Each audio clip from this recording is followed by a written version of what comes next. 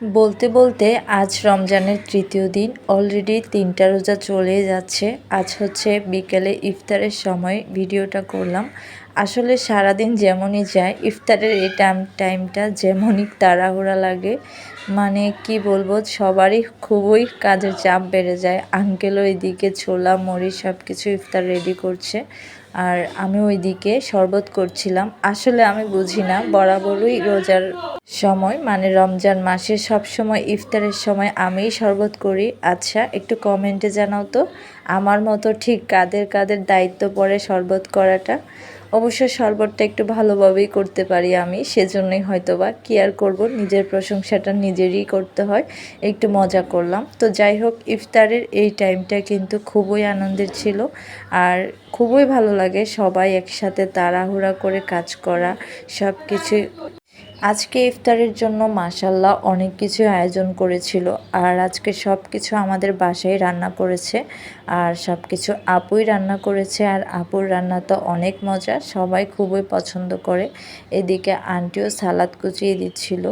আজকে আমরা লেবু দিয়ে শরবত করলাম। এমনিতে প্রায় সময় তো ট্যাং দিয়ে করা হয়, তো লেবুটা সব সময় তেমন একটা পাওয়া যায় না। আজকে যেহেতু পাওয়া গেছে, তো ভাবলাম একটু লেবু দিয়ে ইসুপগুলির ভুসি একসাথে মিক্স করে যদি শরবত করি তাহলে কিন্তু খেতে ভালোই লাগবে, তাই না? এক ফাঁকে আমি খেজুরগুলোকেও পানিতে ভিজিয়ে রাখছিলাম।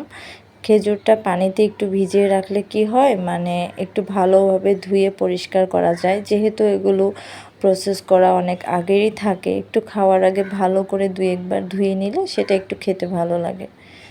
তো যাই হোক, কথা বলতে বলতে আমাদের ইফতার তো প্রায় রেডি। একটু লবণও দিয়ে নিচ্ছিলাম। আমি কথার ফাঁকে ফাঁকে কি লবণটা দিতেই ভুলে গিয়েছি। আর রোজা রেখে তো সব কিছু ঠিক মতো হয়েছে কি না চেকও করতে পারছি না। তারপরেও পরিমাণ মতো যতটুকু আইডিয়া আছে ততটুকু নিয়েই শরবতটা করে নিলাম। আঙ্কেলও কি সুন্দর করে সবগুলো ইফতার মেখে নিচ্ছে। আর আমাদের বাসায় আজকে অনেক মানুষ ছিল, মেহমান ছিল, সবাই মিলে আজকে ইফতার করব।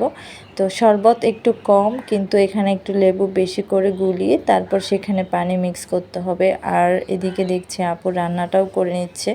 আসলে সারাদিন রোজা রাখার পর কিন্তু ইফতারের পর রান্না করতে তেমন একটা ভালো লাগে না। তো মানুষ যেহেতু বেশি, একটু বড় একটা বল নিয়ে আসছি, এটাতে সবাই মিলে একসাথে ইফতার খাবো।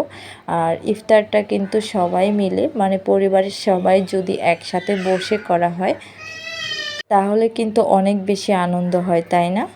তো কথা বলতে বলতে আজকে তোমাদের সাথে আমাদের এই সন্ধ্যার ইফতারটা শেয়ার করলাম। আশা করি ভালোই লেগেছে। আচ্ছা, এক ফাঁকে ইফতারের পর যদি এটা ফুলকপির পাকোড়া করি কেমন হবে? খুবই মজা হবে না?